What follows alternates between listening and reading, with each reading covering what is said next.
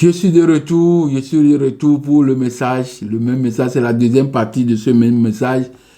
Là, cette partie va nous permettre d'aller en profondeur, de connaître les mouvances, les points de vue des mouvances. Donc, je rappelle encore l'intitulé de ce jour, la nature réelle de Dieu, des anges et des démons.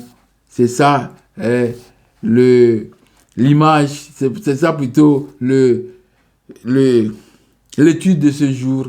Nous allons faire une entrée impériale dans le message. C'est très important.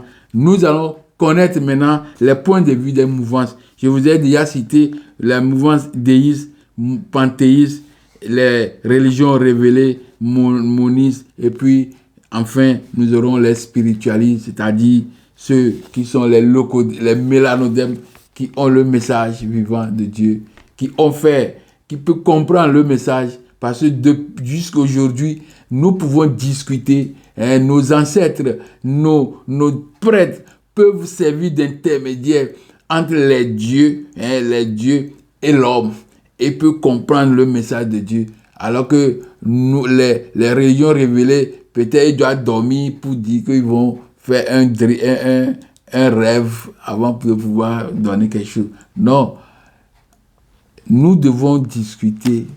Si on demande à l'esprit que voilà le problème, qu'est-ce qu'on va faire? L'esprit parle et la personne dit, voilà, c'est comme ça, voilà, c'est comme ça, il faut faire comme ça. Et puis, la réponse est là. Ce n'est pas qu'on doit aller prier, on doit aller s'agenouiller, on doit aller faire le jeûne, on doit pleurer, on doit rester comme si on est malade, on sous-estime, on martyrise avant que quelque chose arrive. Non. Devant Dieu, nous sommes de la même nature. Donc quand on est devant lui, on lui parle et il répond, il donne les instructions, on fait. Donc, quels sont les points de vue des mouvances sur la question de la nature de Dieu, des anges et des démons? Dans la mouvance déiste, d'abord, nous devons comprendre qui appelle-t-on les déistes. Les déistes, ce sont des personnes qui croient à l'existence d'un Dieu créateur, un être supérieur, mais ils refusent l'intervention de ce Dieu dans les affaires humaines, selon les doctrines des religions révélées ou organisées. Donc pour eux, Dieu est un principe. Et ces principes ont des lois, des codes. Donc c'est ces codes qu'il faut manier et puis on a les réponses. Donc pour eux, il n'y a pas une intervention quelconque de Dieu. Ce sont des preuves, ce sont des principes, ce sont des codes, ce sont des règles qu'il faut appliquer. Et quand on applique, on a une réponse. Voilà les déistes. Ils sont là, ils ont parlé de beaucoup de choses. Ce sont des gens très intellectuels qui aiment être raisonnables. Donc, la mouvance déiste, la nature de Dieu, des anges et des démons. Pour Dieu, le point de vue des déistes, il dit que Dieu est impersonnel par opposition au personnel. Dieu est impersonnel, veut dire que Dieu n'est pas une personne anthropomorphe, ou bien anthropomorphique. Non, il n'est pas une personne. Comme les religions révélées le disent, Dieu est barbu, il a le bras, il a les soutanes, il porte des trucs, il porte des vestes, il a les cheveux blancs. Non, jamais, ils refusent ça. Les déistes refusent ça. Pour eux, toujours, Dieu c'est la cause première. C'est le début de toute chose. Les déistes rejettent un Dieu intervenant dans les affaires humaines. Pas de miracle, pas de révélation. Toute chose, pas de révélation. Toute chose a une cause et un effet. Toute chose a une cause et un effet. Donc, quand tu as le code, quand tu as le secret, tu manies le secret et il y a un effet. C'est point. Donc, il n'y a pas une intervention de Dieu. Il a déjà mis tout à notre disposition. Donc, il préfère un Dieu qui agit à travers des lois naturelles, des principes préexistentiels. C'est le grand horloger de l'univers. Pour eux, le divin gouverne par des lois naturelles. La nature de Dieu se découvre par l'étude de la nature et l'usage de la raison, et non par la Bible ou des dogmes. Donc, pour eux, la nature de Dieu se découvre par l'étude de la nature. C'est la nature qui nous informe. J'ai fait un message, je vous demande d'aller et regarder ça. Le message, c'est Équinos. Voici, j'ai fait ça. Équinos, un message céleste adressé par l'incréé, Amora, l'éternel. Donc, c'est le son des messages. Donc, pour eux, le divin gouverne par des lois naturelles. La nature de Dieu se découvre par l'étude de la nature. Donc, quand on étudie la nature, tout ce qui est même en haut, sur nos têtes, tout ça là, ça nous procure des informations. Donc, en étudiant tout ça là, c'est le Dieu que tu es en train d'étudier comme ça. Donc, en résumé, pour les déistes, le Dieu est un être supérieur, un être suprême, qui a conçu un univers rationnel, qui fonctionne par lui-même, plutôt qu'un Dieu intervenant par des miracles ou par les récits des textes dits sacrés. Donc, pour eux, Dieu, c'est les codes. Dieu, c'est les lois, les principes. C'est pourquoi nos ancêtres égyptiens, les prêtres égyptiens, parce que je vais faire aussi ça, mais je donne juste une petite ligne là. Les prêtres égyptiens plutôt, sont des gens scientifiques. Parce que ils font l'étude. Veuillez m'excuser.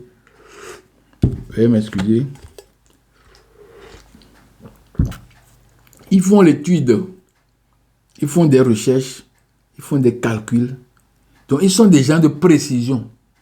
Donc, chaque fois quand on découvre un code, le code aboutit à quelque chose. Et ce que le code a abouti, ça vient au service de l'homme. Voilà. Donc, c'est pour les déistes aussi, c'est pareil. C'est l'étude de la nature. Les informations que la nature nous donne, c'est ça qui nous donne, qui nous protège, qui viennent au secours de nous. Voilà. Donc, pour eux, les anges, selon les déistes, les anges n'ont généralement aucune réalité objective ni nature propre. Les anges sont considérés comme des produits de superstition, de l'imagination humaine, ou des métaphores poétiques plutôt que comme des êtres supérieurs ou bien spirituels. Pour eux, ces anges n'existent pas. Pour les déistes, les anges là n'existent pas. Parce que si Dieu lui-même n'intervient pas, pourquoi il va envoyer les anges? S'il y a déjà les codes, les règles, les principes, qu'est-ce que les anges là vont venir faire? Les anges ne connaissent même pas de code, rien. Ils ont seulement l'aile pour voler, puis venir faire quelque chose. C'est fini. Vous voyez? Alors que il dit que là, Dieu même n'est pas visible. Ce sont des principes. C'est quelque chose que on ne voit pas. Mais les codes sont là. Donc il faut avoir ces codes. C'est ça le pouvoir de parler avec la divinité pour comprendre les codes que tu dois mettre en jeu pour qu'il y ait une solution. Donc, je continue, mes frères, mes soeurs, mes aînés, je sais que vous me suivez avec beaucoup d'attention. Je vous dis coucou et je vous remercie beaucoup pour avoir réservé ce temps pour me suivre. Merci beaucoup encore. Comme Dieu n'intervient pas dans les affaires humaines, les anges n'ont pas de rôle de messager ou d'intermédiaire. Par conséquent, les anges, selon les déistes, n'existent pas. En résumé, le déisme rejette la nature spirituelle et hiérarchique des anges. Quand on parle de séraphins, archanges et ces consorts-là, ils refusent ça. C'est la poubelle. Même chez nous, les Africains, il n'y a pas en fait d'ange. Jamais. Pas d'ange. Tout le monde a la même nature. Nous sommes tous des hommes. Et il n'y a pas quelqu'un qui est parmi nous qui dit que lui, il est éléphant. Et puis il va discuter avec nous. Non. Nous sommes tous des hommes. Donc, même si tu es fort, il y a toujours un langage entre nous deux. Nous sommes les mêmes. Donc, je continue.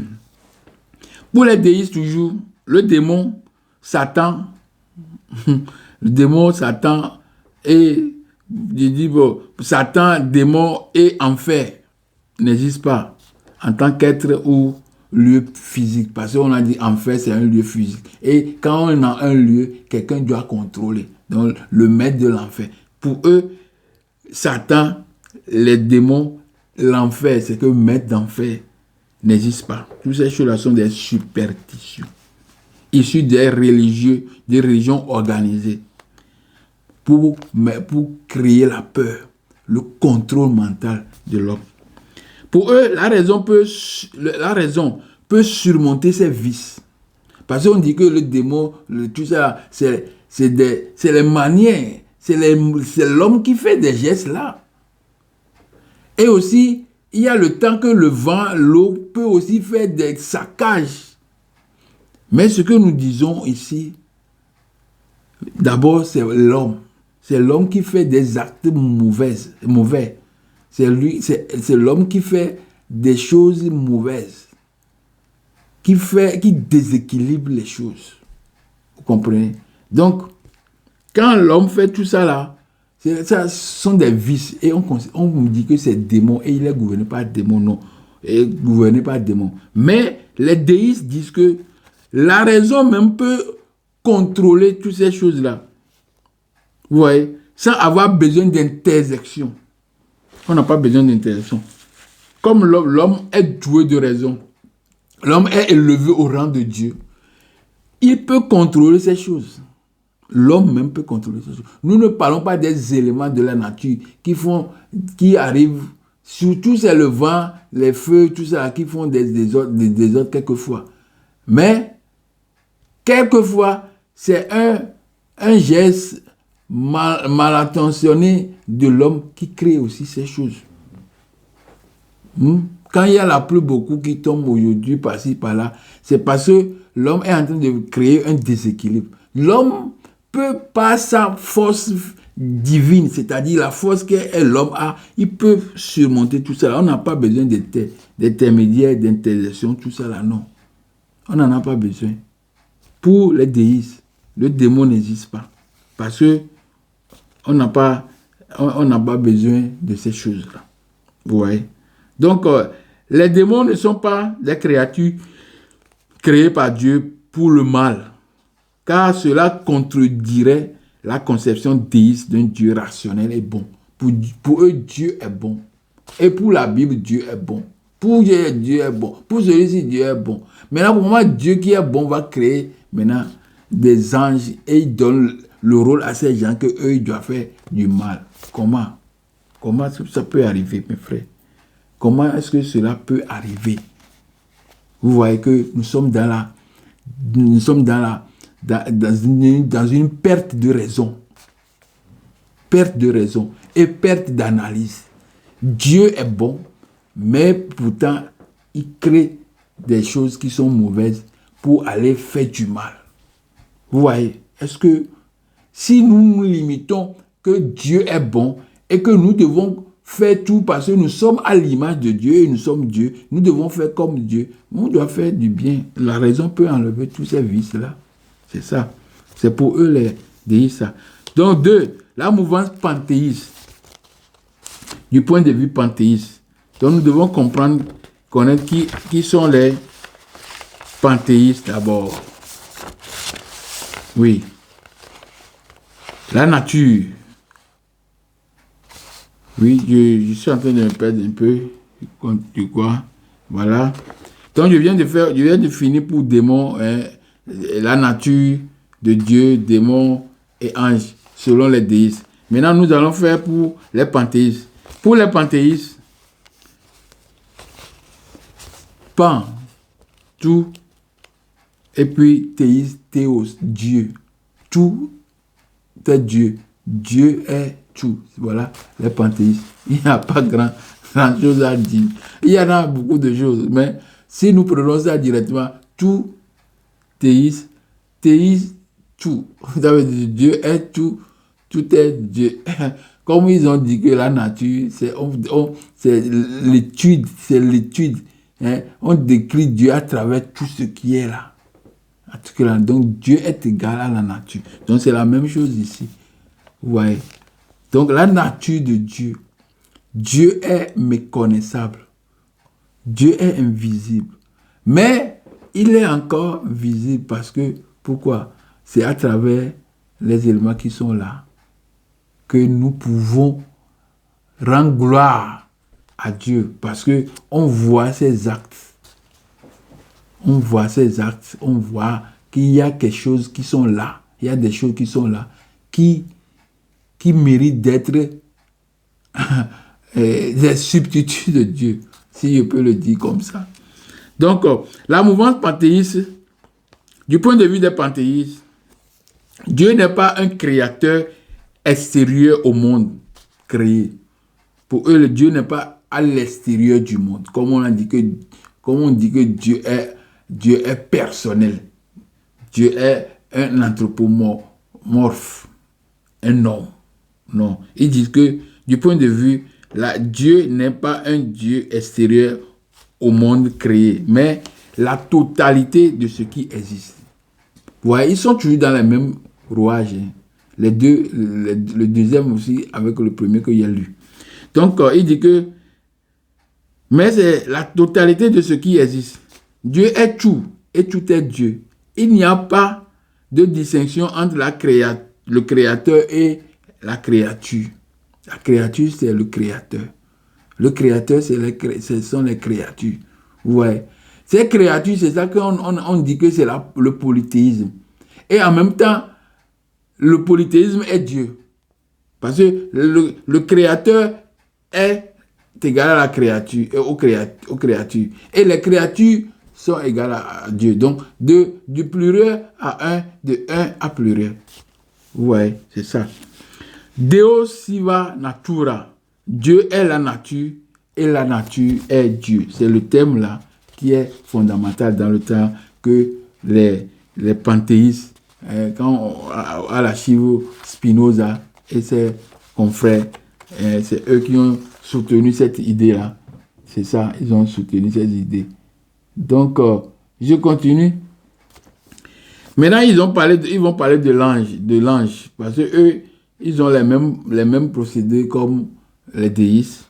Maintenant, pour l'ange, selon la perspective panthéiste, la nature de Dieu est la nature et Dieu. La nature et Dieu sont un seul et même être. Parce qu'on est en train de lire quelque chose d'abord avant de descendre sur l'ange. Hein.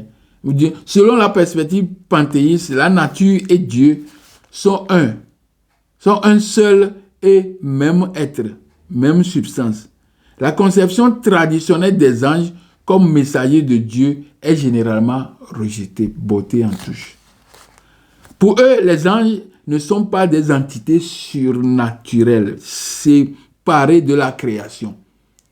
Que la création est là, les anges sont là, ils viennent faire... Non, il dit que pour eux, les anges ne sont pas des entités surnaturelles séparées de la création. Si le terme est utilisé, il désigne des forces naturelles. C'est les éléments de la nature. Ils reviennent encore sur les éléments de la nature. C'est que il y a petite nuance, mais presque ils disent encore la même chose. Avec une petite nuance. Donc, si le terme est utilisé, il désigne des forces naturelles, des énergies ou des aspects immanents de la divinité présente en toutes choses. Donc, pour eux, Dieu est présent dans toutes choses. Donc, quand on parle des anges, quand on va accepter ce terme ange, donc ce terme ange doit être confondu aux forces naturelles, aux éléments de la nature, à cette diversité, à ces apparitions, à cette diversité de Dieu. À ces apparitions de Dieu dans sa diversité. C'est tout ça là qu'on peut appeler ange si on veut accepter le thème là. Par conséquent, les anges peuvent être interprétés comme des personnifications des éléments naturels. C'est ça que je dis. Ou bien des éléments de la nature, comme le vent, la lumière, le feu, hein, tout ça là. Hein. Donc, pour eux, les anges, ce sont ces choses-là qui existent, ces éléments de la nature, la montagne, les eaux, ouais, tout ce qui existe dans la nature. C'est ça qu'on doit appeler ange, normalement. Eux, ils ont créé des anges avec tête d'homme, tout, et puis ils ont ils ont, comment on dit, les ailes pour voler. C'est fini. C'est ça. Je continue, mes frères, mes soeurs. Donc, ils ont créé, on nous dit par conséquent, les anges peuvent être interprétés comme des personnifications des éléments de la nature, comme le vent, la lumière, la foudre, le feu, etc., etc., etc., ou des lois cosmiques, plutôt que des créatures ailées distinctes.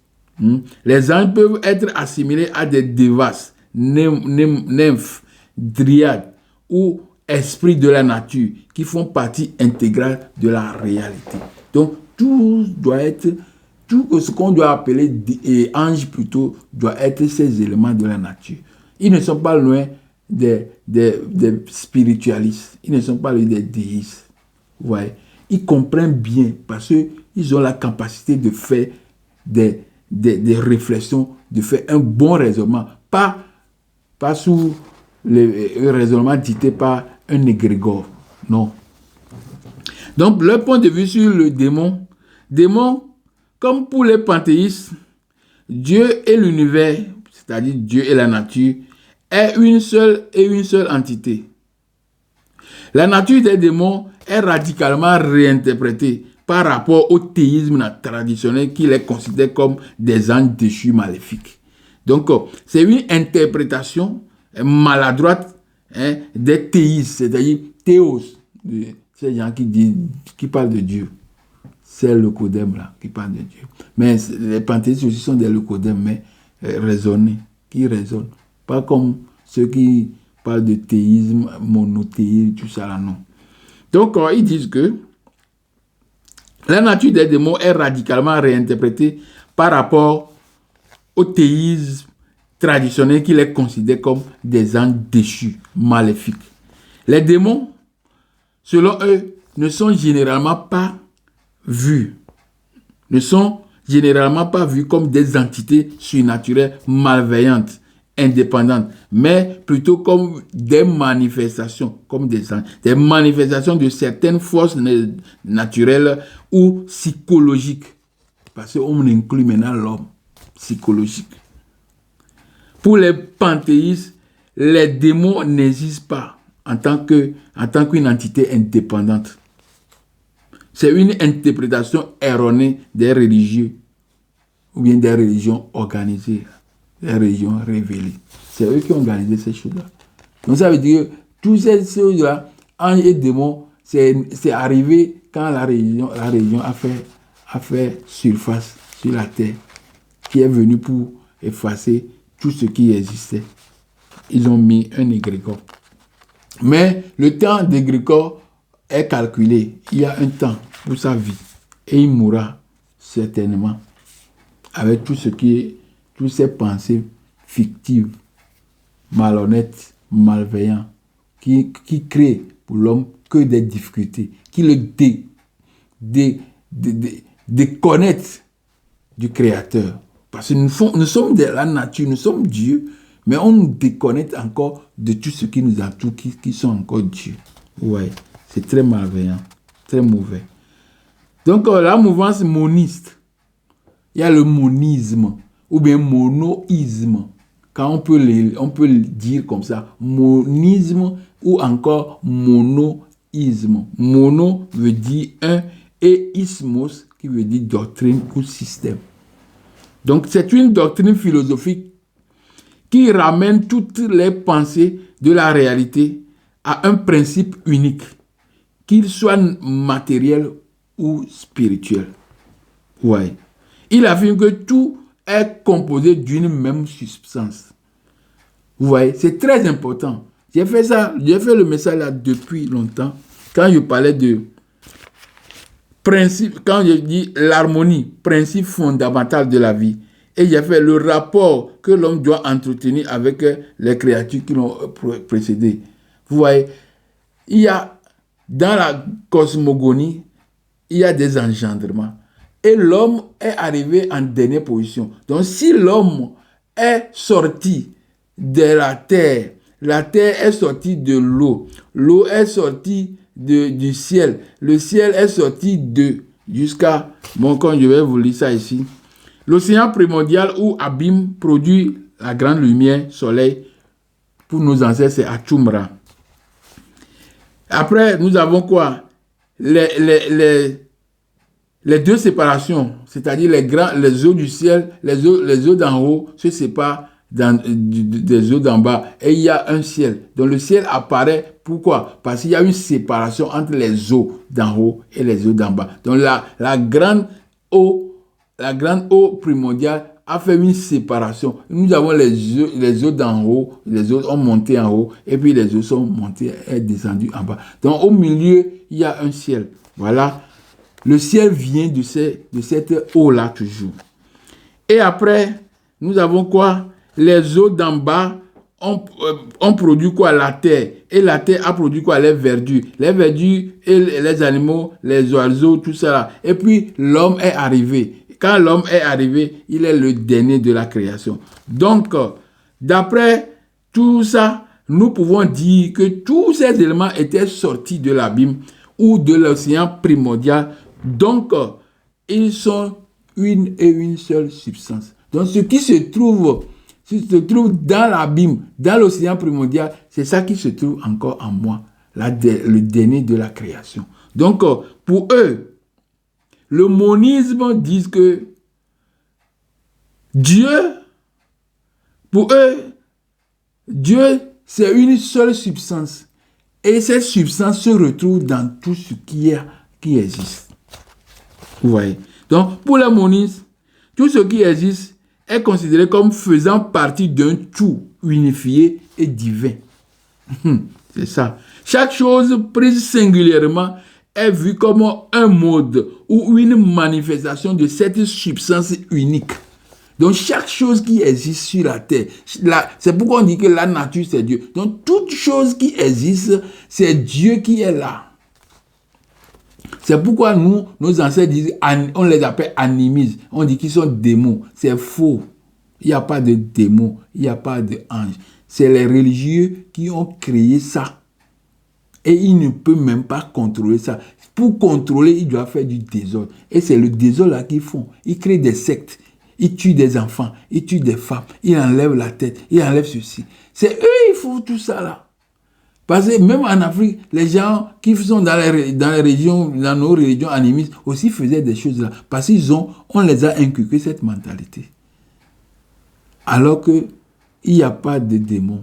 C'est l'homme qui fait ces choses-là. Vous voyez. Pour les monistes, tout ce qui existe est considéré comme faisant partie d'un tout unifié et divin. Chaque chose prise singulièrement est vu comme un mode ou une manifestation de cette substance unique à Tchoumré, ou bien océan primordial. J'ai dit que où était Dieu? J'ai fait une étude. Où était Dieu lorsqu'il créait la création, avant de créer la création? Il était dans l'abîme. C'est dans l'abîme qu'il est sorti de lui-même pour pouvoir commencer la création. Vous voyez? Donc, c'est une seule et même substance qui existe. Vous voyez? Même quand on fait analyse, on fait check-up, analyse, tu pars à l'hôpital pour qu'on fasse des choses, on va voir potassium, aluminium, sodium, tout ça. Tous les éléments qui sont dans le sous-sol sont en l'homme. Vous comprenez? C'est normal, parce que nous formons une seule substance. Quand on prend la terre, on va voir tous ces éléments dedans. Quand on prend l'eau, on va voir les mêmes éléments dedans. Vous voyez? Il y aura quelquefois une nuance, une différence, mais la différence ne peut pas dire qu'il y aura des traces. C'est pourquoi quelquefois on voit des traces. On va dire qu'ici il y a des traces. Mais quand on voit qu'il y a beaucoup de ça ici, Ouais, ah, il y a un problème. Parce que normalement, on doit avoir seulement les traces. Dans le résultat, on doit avoir seulement les traces. Mais on remarque qu'on a jusqu'à 1%. C'est pas possible. Parce qu'il y a qu'un problème est arrivé ici. Parce qu'on doit avoir seulement les traces dans le résultat. C'est ça. Toute chose est la même. Est de même substance. Dieu n'est pas perçu comme un être personnel. Il rejette que Dieu est humain. Babu avec la main, il tire sur les enfants, il les gifle, il met l'eau, il les met dans l'eau, il les couvre, il les met dans le sous-sol, il les couvre d'eau, il les tue. C'est le Dieu humain, ça, personnel, c'est lui qui fait des choses comme ça. Voilà, donc, Dieu n'est pas perçu comme un être personnel humain, hein, qui juge ou ment, ou présente des doutes, ou des contradictions, mais plutôt comme une nécessité rationnelle. C'est-à-dire la chose doit être raisonnable, rationnelle. Il doit avoir des égalités, hein, d'une manière où on n'a pas de failles, on n'a pas de déséquilibre. Ouais. Donc une source ou une unité absolue, donc plutôt qu'une nécessité rationnelle, une source ou une unité absolue. Donc Dieu, là, pour eux, Dieu n'est pas personnel. Ouais. Toute chose prise individuellement est une expression. Il a dit que l'homme est une expression de Dieu. L'homme, expression de Dieu, refuse d'exprimer Dieu. Quand tu refuses d'exprimer Dieu, c'est ça, c'est les problèmes là qu'on te crée pour que tu n'exprimes pas Dieu et on te qualifie de démon. Alors que non, on ne doit pas être démon. Ouais. Donc, mais le test continue, hein, l'étude continue, hein, ça va continuer. Je crois que nous allons faire au moins 2 séances ou bien 3. Hein. Là, vous allez comprendre par la suite les choses même.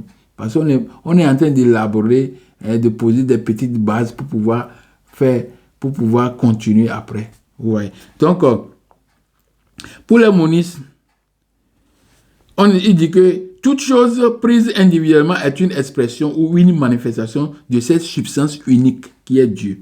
Il est inconnaissable car il est tout. Parce que comme la chose est tout, tu ne peux pas le reconnaître. C'est beaucoup maintenant. Lequel est Dieu, on ne sait plus. Parce que tout est lui. Vous comprenez? Donc c'est ça. Donc pour eux les anges, dans le cas des monistes, Dieu est une seule substance, un principe unique. Donc la nature des anges est radicalement redéfinie par rapport au dualisme. Système de pensée qui postule l'existence de 2 principes, substance matérielle et mentale. Donc ici, pour eux, ange, ou bien d'abord pas ange, mais je suis quand même dans ange. Mais il dit, dans le cas de moniste, Dieu, parce que Dieu est une substance, un principe unique. Donc la nature des anges est radicalement redéfinie.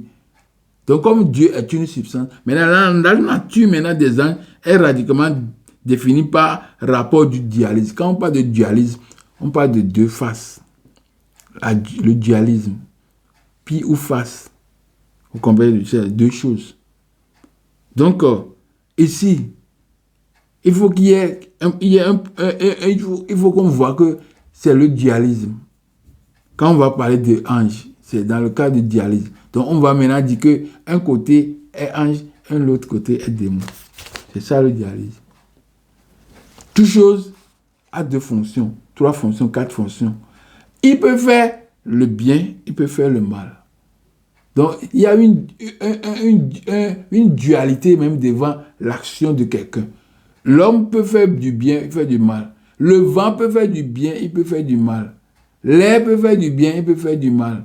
L'azote peut faire du bien, il peut faire du mal.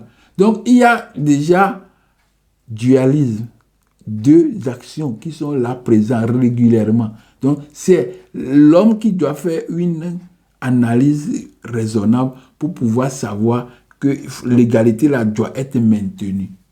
Sinon, quand ça bascule, ça crée un problème. C'est comme ça. Je continue. Dans le monisme, les anges sont des manifestations de l'esprit divin. Les anges sont la manifestation de l'esprit divin. Vous voyez? De l'esprit divin. Ils sont une expression de la substance unique. Ils sont une expression de la substance unique à un degré de rareté ou de pureté plutôt qu'une entité substantielle. Une entité substantiellement différente de Dieu. Je relis. Dans le monisme, les anges sont des manifestations de l'esprit divin ou de l'un. Ils sont une expression de la substance unique à un degré de rareté ou de pureté, plutôt qu'une entité substantiellement différente de Dieu. Donc, les anges ne sont pas des choses qui sont différentes de Dieu. C'est pourquoi je dis que quand nous connaissons la nature de Dieu, la nature des anges et des démons, s'ils sont une seule nature, alors c'est une seule chose. C'est une seule chose qui se passe. Mais maintenant, ça dépend de comment la chose, le dualisme qui se présente, ou bien les attributs maintenant, les fonctions. Vous comprenez? C'est ça. Donc, pour eux encore, les anges sont souvent réduits à des symboles ou des métaphores humaines, représentant nos désirs, nos besoins, plutôt que des êtres ontologiquement objectifs.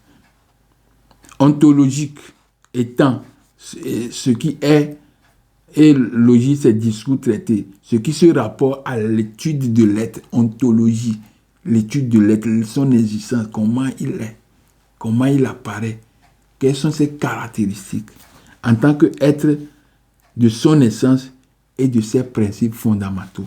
Donc les caractéristiques. Oui. Pour eux encore, les monistes, la nature des démons est fondamentalement différente du dualisme. Il revient encore. Pour les monistes, parce que maintenant je suis j'ai déjà fait moniste depuis. Maintenant nous sommes dans la mouvance qui est mouvement moniste. Oui, c'est toujours moniste. Voilà. Pour les monistes, la nature des démons est fondamentalement différente du dualisme. Bien contre mal. Le dualisme, c'est le bien contre le mal. Les démons ne sont généralement pas considérés comme des entités maléfiques indépendantes, s'opposant à un Dieu suprême. Les démons doivent s'opposer maintenant à Dieu, leur créateur. Comment moi je suis ton créateur, je suis tout pour toi, tu vis de moi, tout ça. Maintenant tu dois toujours s'opposer. Comment tu peux vivre? C'est pas possible. Il n'y a pas de démon. Le démon n'existe pas. Depuis tout ce qu'on est en train de lire. La nature, on n'est pas encore arrivé. La nature même, on a frôlé des trucs, on a fait quelques morceaux, c'est-à-dire le vent, tout ça là. Mais on va définir ça réellement après. Pour les monistes, je suis en train de lire les mouvances pour que vous ayez une idée sur la nature, d'après leur point de vue. Pour les monistes, la nature des démons est fondamentalement différente du dualisme, bien contre le mal. Les démons ne sont généralement pas considérés comme des entités maléfiques indépendantes, s'opposant à un Dieu suprême, mais plutôt comme des aspects d'une seule réalité, ou des forces agissant, ou des forces plutôt agissant au sein du tout. Le terme grec original daimon désigne souvent un esprit ou un être supérieur. Donc, daimon, c'est esprit, génie, être supérieur, esprit. Donc, tout ça, c'est la même nature que ange. Il répète toujours la même chose. Ouais. Tour à tour, tous les points de vue sont convergents sur un point donné. Même point. Le terme grec original daimon désigne souvent un esprit ou un être surnaturel influençant le caractère, une sorte de génie, bon ou mauvais, plutôt qu'un démon satanique. Voilà. La chose a deux fonctions. Il y a un dualisme en lui. Il peut faire le bien, il peut faire le mal. Dans le monisme, cet esprit est une manifestation locale ou fonctionnelle d'un principe universel. Dans la tradition moniste, les démons peuvent jouer le rôle de gardien. Ils peuvent aussi jouer le rôle de gardien. Parce qu'on peut faire du mal pour sauver quelqu'un. Alors, ce mal-là, c'est le démon. Point d'interrogation. Donc, les démons peuvent jouer le rôle de gardien des enfers, d'exécuteurs de la justice divine ou de testeurs de la volonté humaine, agissant pour le compte d'une réalité supérieure, plutôt que contre elle. Ouais. Le démon n'est pas quelque chose de contre, non. C'est une autre facette de la même chose. Donc c'est la même chose qui fait ça. Donc il n'est pas démon, mais c'est la même nature. C'est la même chose qui, dans son dualisme, est obligé de faire ça aussi. C'est ça. Donc, la mouvance, maintenant, les religieux. Nous sommes sur les religieux maintenant, les religions révélées, organisées. Comment ils décrivent Dieu? Comment, pour eux, la nature de Dieu, la nature des anges et des démons? Parce que si nous avons toutes ces choses aujourd'hui, c'est parce qu'il y a la religion qui est née. Et qui est née avec toutes ces choses-là. Donc, on va lire Jean 4, verset 24. Dieu est esprit. Et il faut que ceux qui l'adorent en esprit et en vérité. Donc, Dieu est esprit. Tout comme les autres disent que Dieu aussi est esprit. Dieu est aussi vent. Il n'y a pas de problème. Acte 2, verset 2. Tout à coup, il vint du ciel un bruit comme celui d'un vent impétueux. Et il remplit toute la maison où ils étaient assis. Donc, Dieu, le Saint-Esprit, est arrivé. Il est arrivé comme quoi? Un vent. Il est arrivé comme quoi? Une flamme qui est sur la tête des gens. Donc, il y a deux choses qui montrent Dieu. Ou bien qui caractérisent Dieu. Nous avons le vent et la flamme. Et nous avons deux choses qui caractérisent les anges. Nous avons le vent, nous avons la flamme. Nous avons deux choses qui caractérisent le démon. Nous avons le vent, nous avons la flamme. Donc, ils sont de même nature. Et c'est la même substance qui arrive comme ça. Donc, pourquoi on va dire que démon et choses? Ouais. Donc, Genèse 1, verset 2. Et l'Esprit de Dieu se mouvait au-dessus des eaux. Donc, Dieu, c'est l'Esprit. Dieu est Esprit. Et l'Esprit de Dieu se mouvait au-dessus des eaux. Dans Genèse 1, verset 2. Nous allons lire Exode 3, verset 2. L'ange de l'Éternel lui apparut dans une flamme de feu au milieu d'un buisson. Moïse regarda et voici, le buisson ne se consumait pas. Donc, Dieu apparaît maintenant comme feu. Donc, la nature de Dieu, Dieu est un vent et Dieu est un feu. La nature des anges, les anges sont des vents, les anges sont des feux. La nature des démons, les démons sont des vents, ils sont des feux. Donc, ils sont de même nature. Donc, s'ils sont de même nature, où est la différence? C'est les dogmatisés, les religieux mauvais, ceux qui n'ont rien à faire avec Dieu, seulement avec un égrégore qui peut organiser ces choses-là. Qu'il y a différence entre toutes ces choses-là. Ouais. Ésaïe 30, verset 30. Et l'Éternel fera retentir sa voix majestueuse. Il montrera son bras prêt à frapper dans l'ardeur de sa colère au milieu de la flamme de feu dévorant, de l'inondation, de la tempête, des pierres, des grêles, tout ça. Là. Il prend n'importe quelle forme. Parce que normalement, les divinités ont des fonctions, ont des formes, ont des fonctions, ont des attributs spécifiques. Donc maintenant, tous ces attributs-là qu'on vient, Dieu même, il y avait peut-être 1000 attributs. Ouais, il a ramassé tout. Parce qu'il ne veut pas qu'un autre Dieu soit à son côté. Mais il dit qu'il est dans l'assemblée de Dieu et il juge au milieu de Dieu. Il est en contradiction. Ouais, c'est une contradiction. Je ne sais pas, quand tu leur montres ça même, il dit non, les endoctrinés, il ne comprend rien. Rien. Parce que la confusion est énorme, tellement qu'il ne peut plus penser. Vous voyez?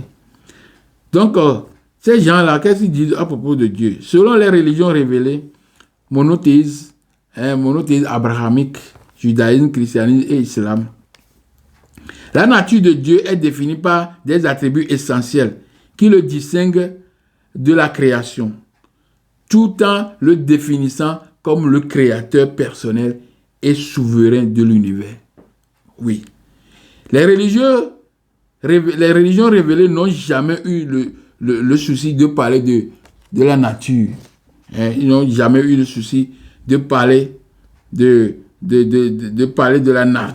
nature perdue de Dieu, Yahvé. Ils n'ont jamais eu l'audace de parler de la nature. Ils donnent seulement les fonctions que Dieu a, ce que Dieu fait. Ils ne parlent pas de la nature. Parce que s'ils parlent de la nature, on va savoir que nos ancêtres ont parlé de cette nature-là. Donc, elles sont toujours plongées dans les attributs que la nature réelle de Dieu. Pour eux, encore, Dieu est unique. Tout comme les autres mouvances disent Dieu est unique. Mais n'est pas associé à un élément, à un autre Dieu.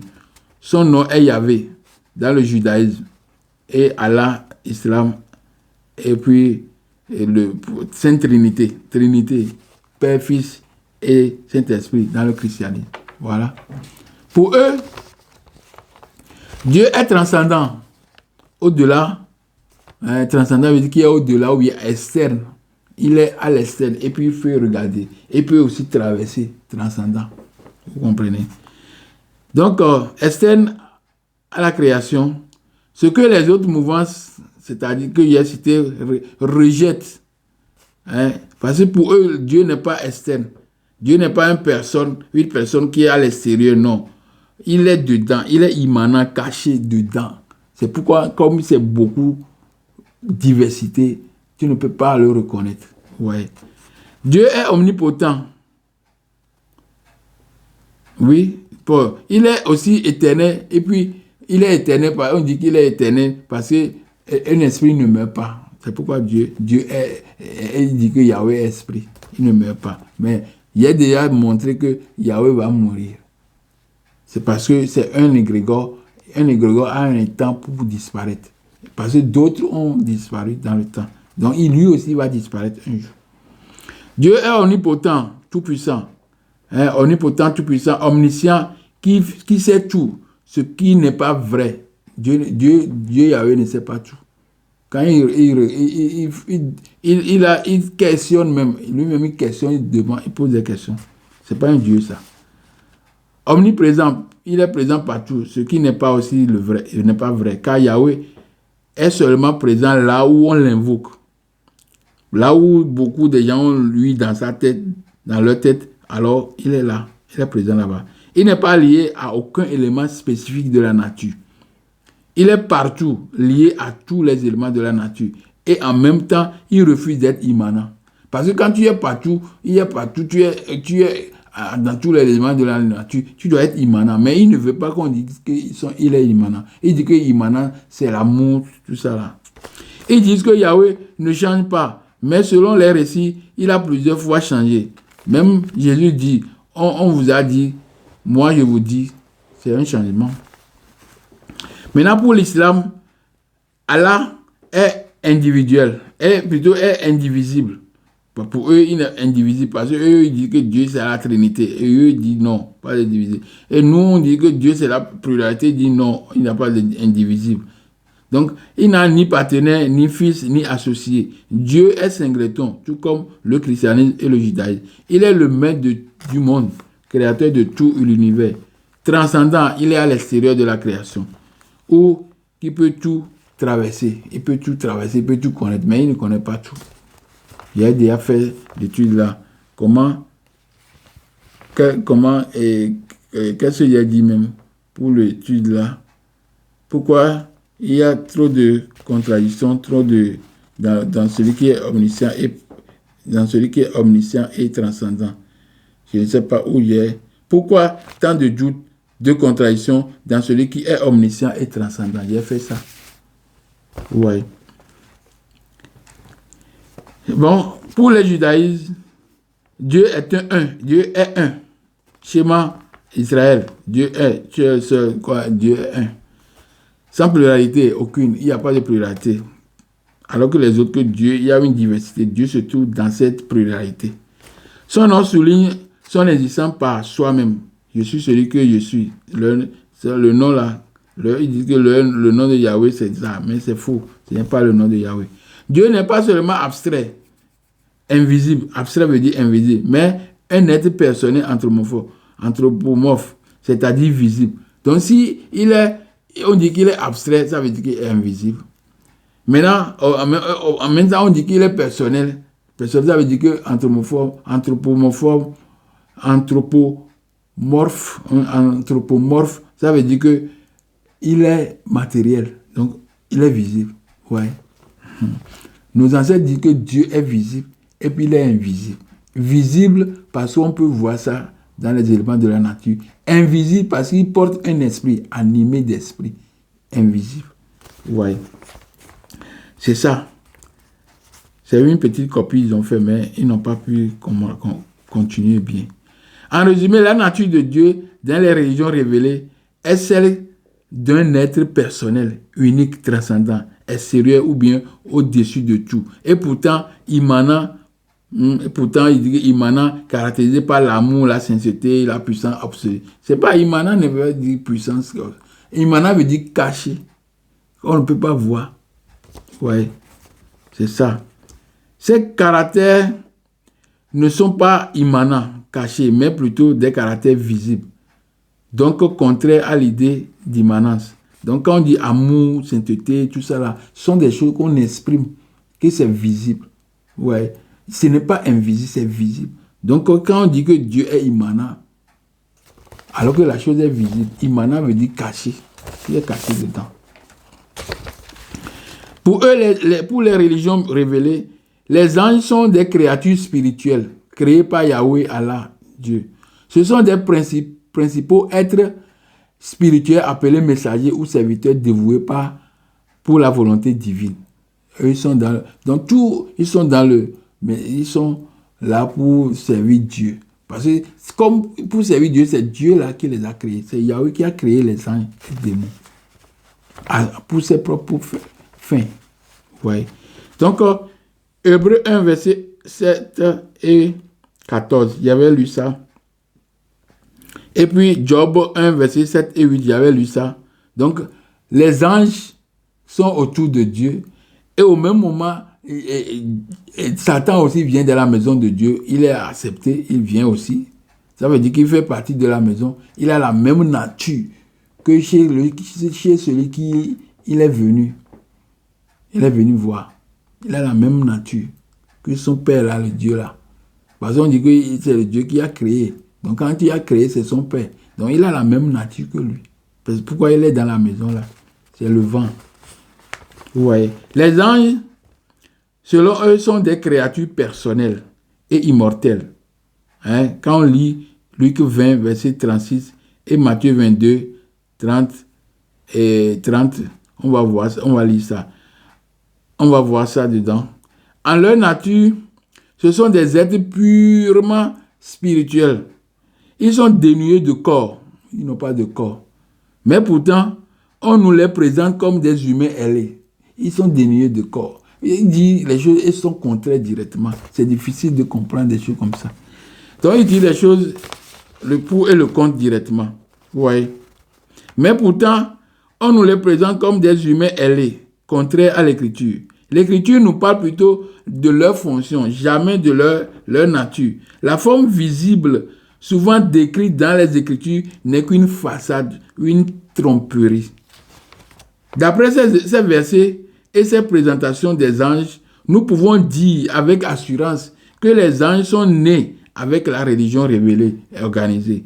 C'est un nom qui n'existe guère dans le temps passé. Les anges sont des êtres spirituels, mais sont encore présentés comme des êtres visibles. Que cache cette double présentation? Vous voyez. Et les démons, selon les religions révélées, la nature des démons, La nature des démons est fondamentalement spirituelle plutôt. Mais leur origine et leurs caractéristiques diffèrent légèrement entre le christianisme, le judaïsme et l'islam.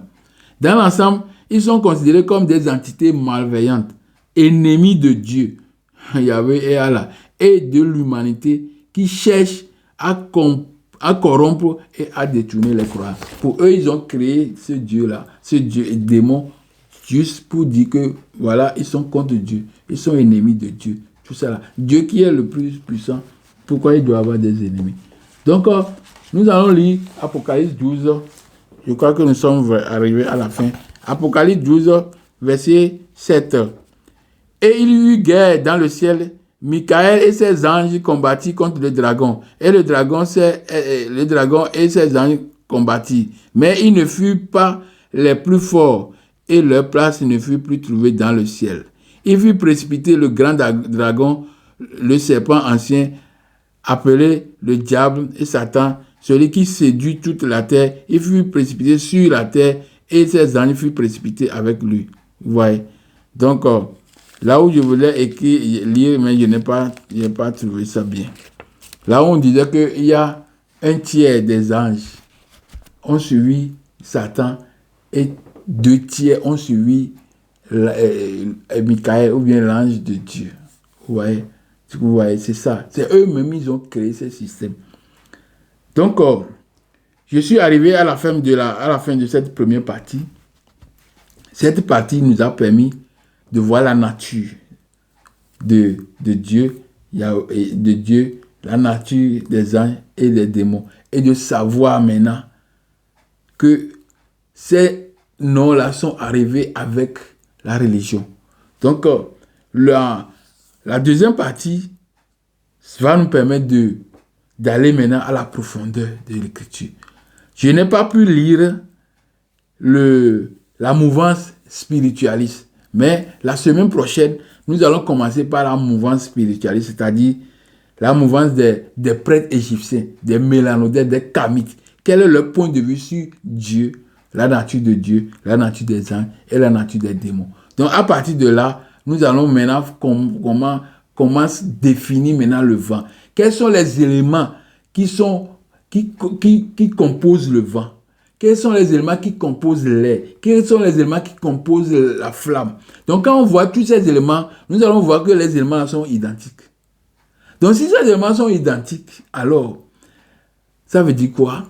Ça veut dire que le Dieu est égal aux anges, est égal aux démons. Donc, si ils ont la même nature, alors, ça veut dire que les œuvres vont se fondre dans l'autre et il y aura seulement Dieu. Et le Dieu est un nom générique. C'est le nom générique que nous avons. Maintenant, pour connaître le Dieu réellement, donc on connaît déjà le Dieu à travers les éléments de la nature. Ce sont les éléments de la nature qui nous donnent que nous sommes en présence, en face de tel Dieu. Et lui, avec ces codes-là, il arrive à venir à l'aide de l'homme, à venir à l'aide de l'homme, et à lui donner le salut. Parce que le salut, c'est sur cette terre. On doit avoir le salut ici, pour résoudre nos problèmes. Donc, c'est les anges qui viennent, pas les anges, les dieux, les divinités qui viennent au secours de l'homme. Donc, la prochaine partie va nous amener à comprendre réellement maintenant la nature et les composants de ces éléments. Donc, quand on voit que ces composants sont les mêmes, alors pourquoi on va dire qu'il y a démons? Pourquoi on va dire qu'il y a anges? Vous voyez? Donc, nous sommes en route et je suis très heureux parce que je suis arrivé à faire le message sur la nature avec beaucoup de sénérité. Et quand on fait le travail sans crainte, alors le travail est bien fait. Donc, mes frères, mes sœurs, je vous dis encore une fois, Asante Sana, merci beaucoup. Je vous demande de partager le message. Partagez le message. Il ne faut pas attendre, partagez plutôt et faites tout pour avoir des abonnés. Abonnez-vous. Quand vous êtes sur ma page, cliquez seulement sur abonner pour que vous soyez connecté sur ma page directement et que vous soyez membre actif de ma page. Donc, j'ai aussi un WhatsApp, hein, tapez seulement relecture macroscopique, WhatsApp. Donc, j'en ai ça. Ceux qui sont intéressés, ils peuvent m'envoyer des trucs sur Facebook et je vais les intégrer dans ma boîte de WhatsApp. Ça, on appelle ça, le nom c'est la relecture macroscopique. Donc, mes frères, mes soeurs, je suis très content d'être avec vous pendant quelques minutes, environ 2 heures. Et je vous dis merci, bon dimanche. Et on se verra la semaine prochaine, sûrement, avec l'aide de Dieu. Nous allons nous retrouver et nous ferons la suite du message, la nature réelle de Dieu, des anges et des démons. À plus, bye bye.